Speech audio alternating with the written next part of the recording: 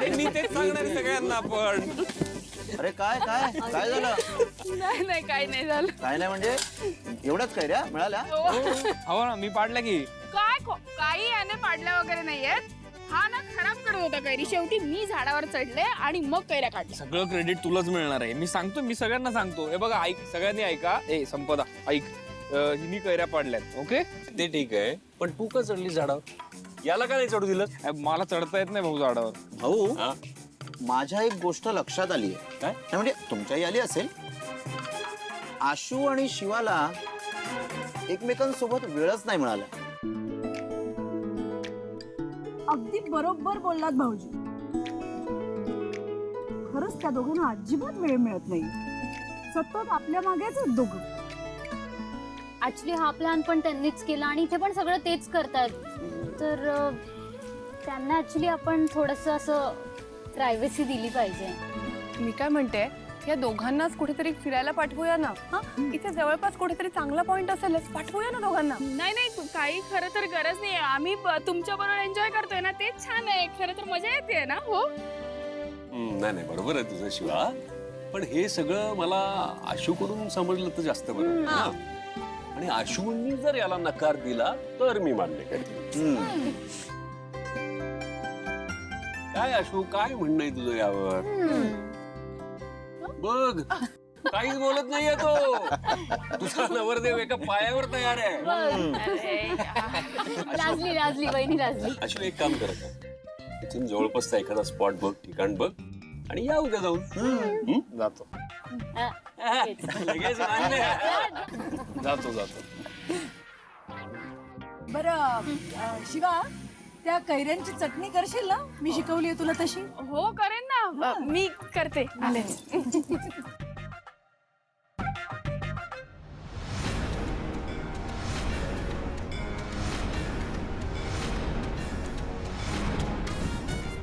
ठेवते परत. सांगितलं ना, परत ठेव. कळत नाहीये का? मला सगळं कळते तुझं काय प्लॅन येते. तर सगळ्यात म्हणून हात सोडतीये. पण परत जर हे सगळं केलंस ना, तर तुला माहितीये शिवा दंगा कशी करेल ती. जाळ ठेच्यात नाही निघणार. जाळ निघेल खाली ठेव.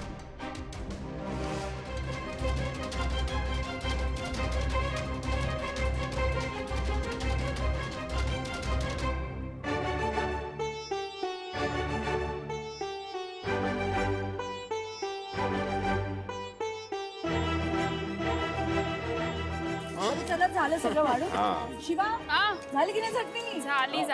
ये चल. सुहास, सुहास, अरे सुहास, हा, काय करतोय? इकडे ये. आपल्याच करू स्टार्ट. हे काय ये आशू, ये तू. इकडे बसायचं? तुझी काय हरकत आहे? नाही, मी एक काम कर, झाडावर बस. हा, चालेल. घरात बस. आजा बस. संपदा काय बस. पास करतोय. रे, गंमत कर. आणि ही पण पास करा, मध्ये ठेवा.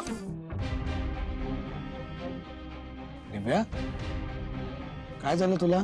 काय झालं? डोसक्याला कशाला हात लावतीस?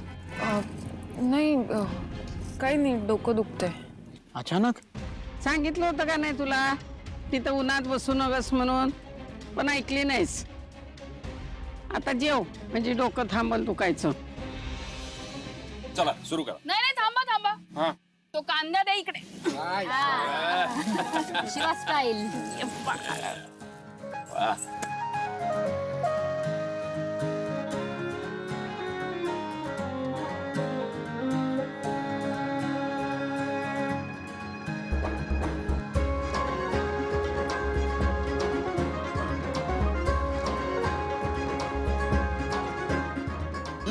वा वा वा. हा.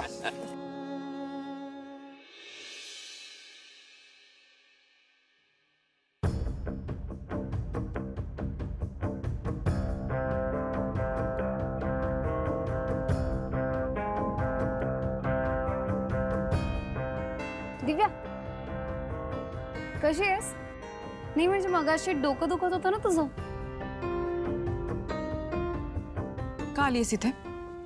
चिडू नको एवढी. एवढी चिडचिड करायची नाही. अगं होणाऱ्या बाळासाठी चांगलं नसतं, सगळे म्हणतात असं. एवढा राग नाही दाखवायचा. काय तुझं हे सगळं खोटं आहे ते जर मी सगळ्यांना सांगितलं असतं तर काय केलं असतंस तू? काहीच करू नसती शकलीस.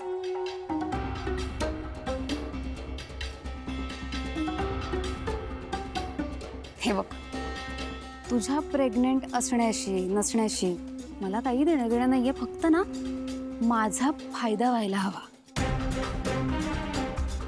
काय ना, इथे येण्याच्या आधी काकूच्यात, तुझ्या आईच्यात आणि माझ्या आईच्यात ना मी खूप फूट पाडण्याचा प्रयत्न केला, भांडण लावून देण्याचा प्रयत्न केला, पण सगळं फसलं. अगं कुणामुळे? तुझ्या बहिणीमुळे. तिने ही ट्रिप प्लॅन केली ना, सगळं घडलं. पण आता ना मला हे सगळं परत करायचंय आणि तुझी मदत लागेल.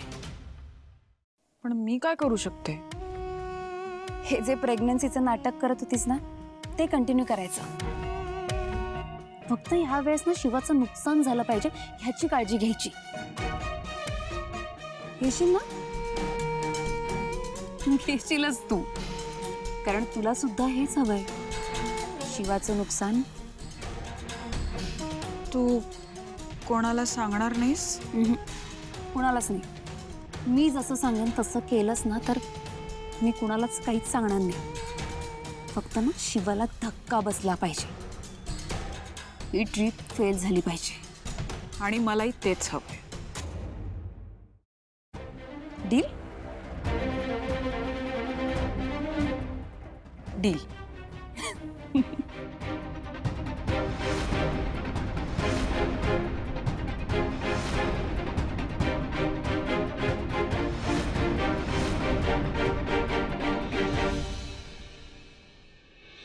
शिवा झाली ना सगळी तयारी? हो, माझी झाली आहे. होईल आता. आशू, अरे भाऊ, काय रे, झाली सगळी तयारी? हो झाली. गुड. फायनली तुम्ही दोघेच एकत्र कुठेतरी जाताय आणि मला खूप छान वाटतंय. मजा करा आणि इकडचा कसलाच विचार करू नका. भाऊ, पण याची काय गरज होती हो? म्हणजे आपण सगळे इथे मजा करतोय ना, मग आम्ही दोघं वेगळं कशाला जायचंय असं? शिवा, यात काही एवढं नाहीये. आणि हे बघा, आता सगळे मजा करतायत.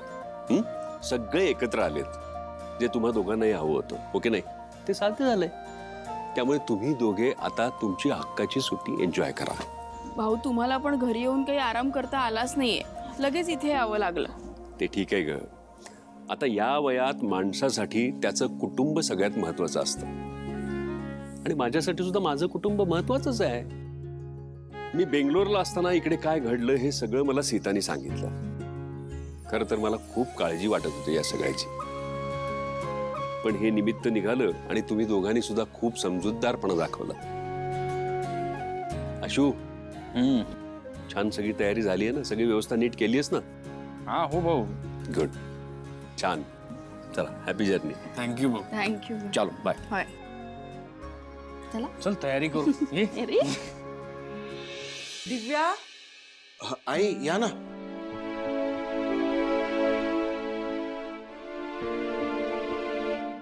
झोपलीये का? हा, जरा. बरं वाटतंय ना आता? हा, आता बरी आहे, पण बराच वेळची झोपली. मी काढा आणला होता तिच्यासाठी. दिव्या, ए दिव्या, दिव्या, झोपू दे ना प्लीज. अगं उठ, तुझ्यासाठी काढा आणलाय, काढा घ्यायचा. उठ. सावकाश. हळू. तू का आणलायस काढा? अगं उर्मिला त्यांनी बनवून दिला ना तुझ्यासाठी, म्हणून घेऊन आले. खरंच आई, या घरातली लोक किती चांगली आहेत ना. जे घरातल्या माणसांची आपण जशी काळजी घेतो अगदी तशी काळजी आपली घेतात. अगं उर्मिला ताईंनी स्वतः काढा बनवून दिला. त्या म्हणाल्या उन्हातानाचा त्रास झाला असेल ना दिव्याला, काढा दिला की बरं वाटेल. हो का? चोरीचा आळ घेताना काय झालं होतं यांना? तुम्ही ना उगाच भुलताय या सगळ्याला. दिव्या, अगं ठीक आहे, हे बघ, हे जे सगळे वाद झालेत ना, ते फक्त गैरसमजामुळे झाले. सोडून दे. खरं आहे ग दिव्या. हे बघ, आपल्या मनात काही नव्हतं आणि त्यांच्याही मनात काही नव्हतं, पण घटनाच अशा घडत गेल्या ना, परिस्थितीच तशी निर्माण झाली. हे बघ दिव्या, एवढी मोठी रक्कम जेव्हा हरवते ना, तेव्हा असं घाबरणं साहजिक आहे. स्वाभाविक आहे, पण आता सगळं चांगलं चाललंय ते एक बरं आहे. चंदन, भाऊ तुझं सुद्धा खूप कौतुक करत होते. खरं सांगू आई, मला आई बाबा नाही आहेत.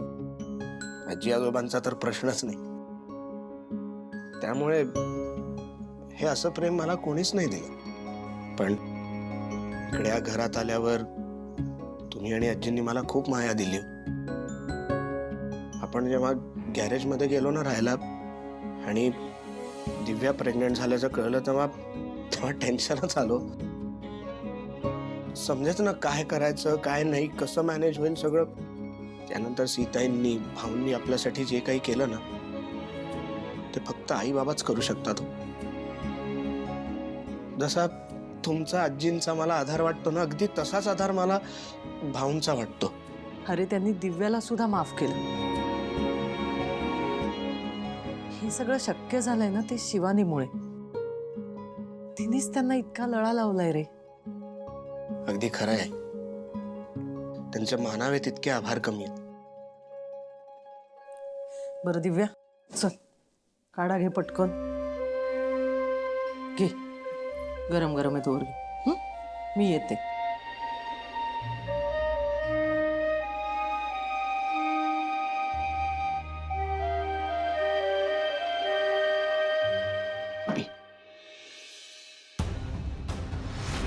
लवकरात लवकर काहीतरी करावं लागेल. हे सगळे तर परत त्यांचंच गुणगाण गातायत. शिवा परत सगळ्यांची लाडकी झाली. काय जादू आहे हिच्याकडे, देव जाणे.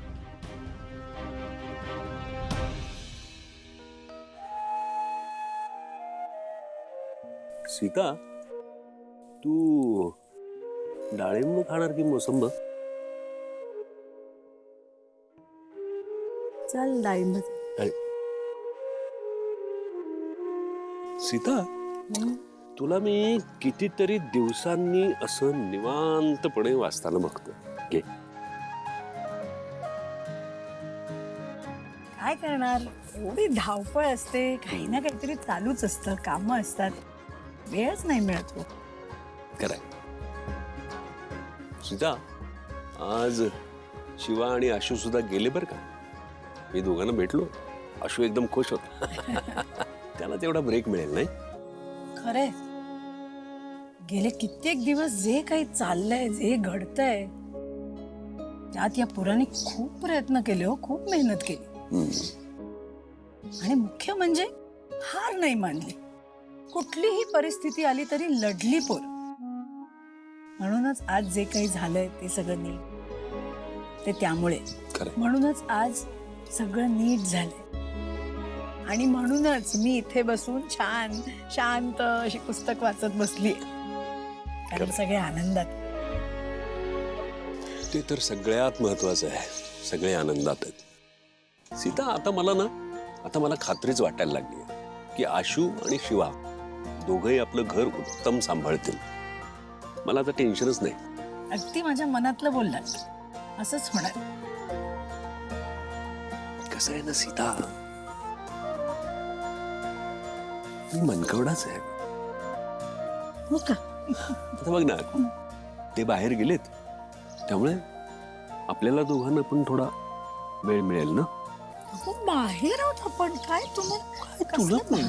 तुला एवढं काय प्रॉब्लेम होतो मला कधी कधी कळत नाही. बाहेर आहोत आणि घे आता डाळिंब का. ह्यांचं काय चाललंय, मी काय ठरवून आले होते आणि इथे काय घडतंय. एकही गोष्ट माझ्या मनासारखी नाही घडत कधीच. एकतर ते दिव्य कधी उपयोगाला येणार आहे काय माहित. ही इथे काय करतेय आणि हे इथे काय करतात? माशा मारतात. बरं ठीक आहे, त्यांना माशा मारू दे. पण ऐक, मी आता जे काही बघून आलोय ते जर मी तुला सांगितलं तर त्याच्यावर तुझा विश्वास बसणार नाही याची मला पक्की खात्री आहे. काय डायनासोर बघितलायस? Kirti, be serious. ऐक, आत्ता आजी, संपदा आणि उर्मिला काकू पत्ते खेळत होत्या. त्या मलाही बोलवत होत्या, पण मी कल्टी मारून इथे आलो तुला सांगायला. यांच्यात एवढ्या लवकर हे सगळं सॉल्व्ह कसं झालं? मग काही सेल्फ रिस्पेक्ट विकून आल्यात? मला तर त्यांच्याकडे बघून असं वाटलं की यांच्यात कधी भांडण झालेलंच नाहीये. सुहास हे बघ काहीतरी करावं लागणार आहे आपल्याला, नाहीतर ना आपलं जगणं मुश्किल होईल. कळतंय तुला? कधी आपल्याला त्या घरात परत जाता येणार नाही. तुला काही सुचतंय का बघ ना. दिव्या चल चल. तू नाही तिकडे चल. ए इथे वर का बोलवलंयस? कारण खाली सगळे जण आहेत ना, इथे वर कोणी बघायला नाहीये म्हणून बोलवलं. आणि तुला एवढा वेळ का गं लागतो नेहमी? अगं मी कसं बसं खोटं बोलून आले. तो चंदनना जेव्हापासून प्रेग्नेंट झाले पिच्छाच सोडत नाही, अति काळजी करतो. हे बघ आता आपल्याला काहीतरी करावं लागणार आहे. हो नाही बरोबर आहे, काहीतरी करावंच लागणार आहे, नाहीतर ना पाणी डोक्यावरून जाईल. ए तुला नक्की म्हणायचं काय?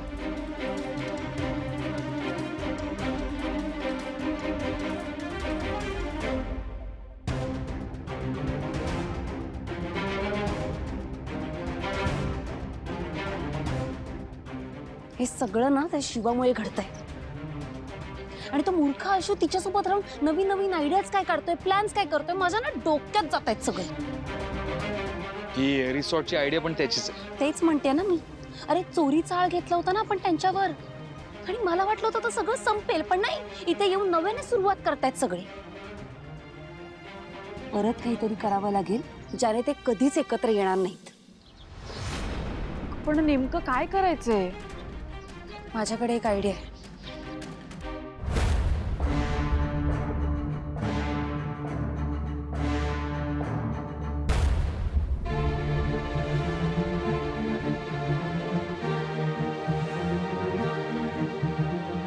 Solid idea, great. नाही नाही मी नाही करू शकत हे. आणि मला एक सांग, तुझ्याकडे दुसरा काही पर्याय आहे? नाही ना?